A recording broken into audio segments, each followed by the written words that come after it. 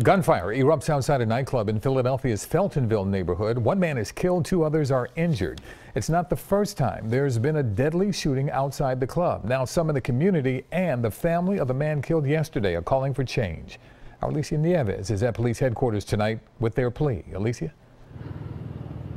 Well, Yuki, the mother of the man shot and killed yesterday today was planning his funeral as his sister stood outside the nightclub where he died and spoke to us, in fact pleading for her brother's death to mean something.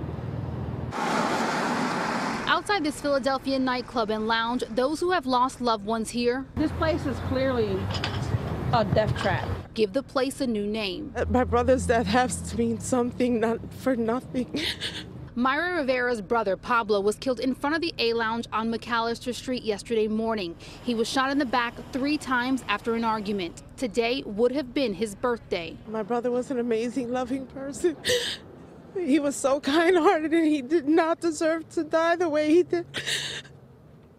Pablo Rivera's death is the 3rd one here in just as many years. If that doesn't say something, I don't know what will. Aleida Garcia also lost her son here 2 years ago in 2015. Now I ask the city, what are you going to do about it? We need to be have a degree of certainty about what we're doing when we say that a business is operating in a way that's actually contributing to gun violence. Karen Gus with Philadelphia's Licenses and Inspections Department explains the city just can't shut down this business, but instead has to do what L&I is currently doing, work with police to take a deeper look at the A-Lounge and the incidents that have happened here. While we completely understand that the community would love it if we could walk up to this place and slam the door and put a padlock on and put a sign on, there are certain processes and procedures that we are obligated to follow.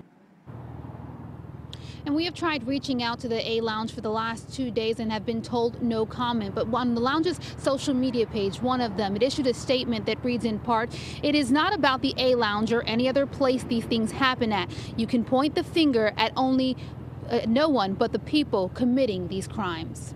Reporting live in Philadelphia, Alicia Nieves, CBS 3 Eyewitness News. All right, Alicia, thank you.